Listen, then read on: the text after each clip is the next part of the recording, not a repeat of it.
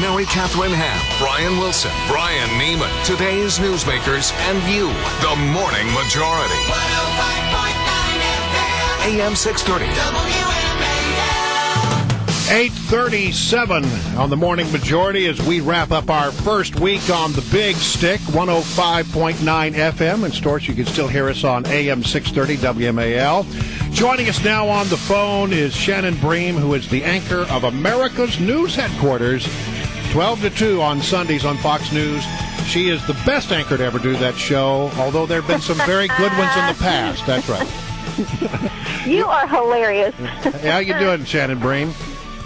Hey, we're doing good. You know, they're in the midst of breaking down one big event here and starting up for the next one. You know, they've got a CPAC conference down here and the straw poll coming on Saturday. So, you know, the hall is buzzing with tons of energy. It really hasn't calmed down since last night. That's right. You're down in Orlando where they had the big GOP debate night. We've seen you on our Fox monitor here in the studio looking bright-eyed and bushy-tailed.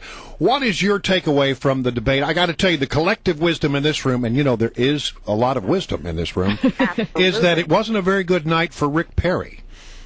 Well, you know, there's been so much attention on him, and he skyrocketed to the top of the polls the minute he got into this race. But now he's been through 3 debates in a very short period of time, and I think a lot of folks out there want to see a more confident, a more gelled Perry. I mean, it was obvious he had some lines he had worked on last night that he stumbled through. You know, so his detractors are going to say, listen, he's just not coming together in the way that he should by this point. But again, you know, he's, 3 weeks into a presidential campaign, so he's certainly not going to be completely solidified yet as a candidate. Do you think Romney did himself a lot of favors, or are you just sort of trucking along?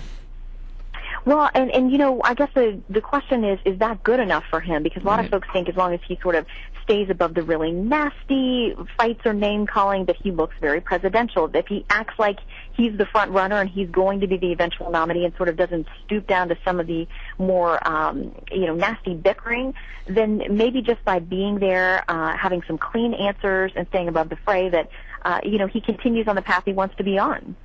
Well, I know you're from Florida, correct?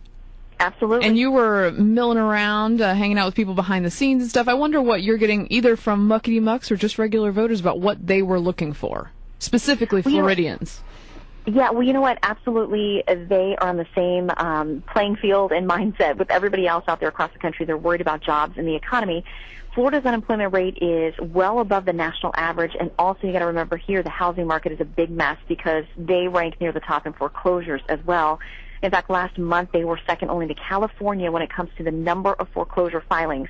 So people here are very anxious about finding some stability, and they're looking for the candidate here that's going to have a very detailed, specific plan. You know, some of them have rolled those out. Others have spoken in more, you know, skeleton sketches and terms of what they plan to do. And a couple of political scientists based here who, you know, analyze this stuff every day say Florida voters are very savvy. They're used to the politicians showing up and working the crowds here and working the state. And so they're not going to just buy generalities. They want to hear specifics, and that's what they were looking for last night. Also, you have a lot of retirees in Florida, and Social Security is a big issue. It was addressed again last night. I'm wondering how you think that played out in the state of Florida. Well, it's a really difficult conversation, I think, to have because just about every candidate on that stage is going to admit it has serious solvency problems, but they're not all going to agree about what that means, if it can be fixed and how you're going to fix it. That's something else we talked to voters about this week here. And the interesting thing is I think a lot of people, and even, you know, I grew up here, and you immediately think about the electorate as being older here, but demographics have shifted quite a bit. And now when you look at the electorate here in Florida, 48% of it is under 50. So about half of those that would vote here in Florida fall under that 50 mark, half over. There were definitely older folks that we talked to here who were very concerned about the issue of Social Security. They think any conversation about it means it's possible that they, who are now receiving benefits, would lose it. So they're very sensitive to that conversation.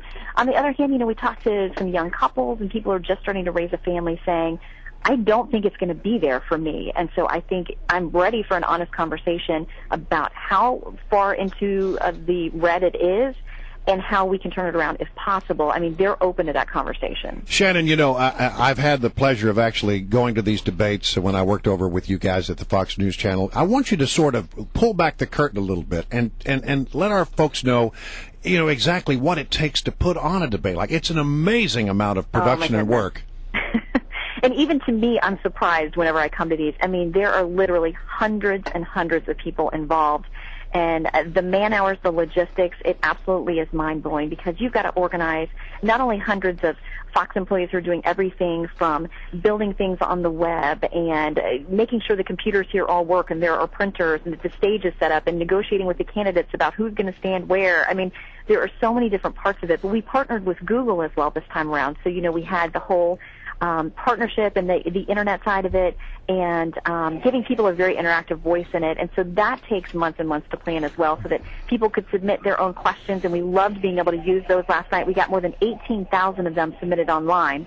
So it's a massive undertaking, and I just cannot praise the team enough because it just takes hundreds of people to make 2 hours of the television you saw last night. All right. Well, Shannon Bream, who is undoubtedly the best anchor America's news headquarters has ever known, although maybe third or fourth place. Willing to talk third or fourth place. Well, back when it was called Weekend Live, there was this really great guy that used to do that show, but we won't go there. Handsome, rugged, intelligent, excellent interviewer. Stop it. It's 12 to 2 p.m. Sunday on the Fox News Channel. Shannon, always good to have you. Come back, see anytime.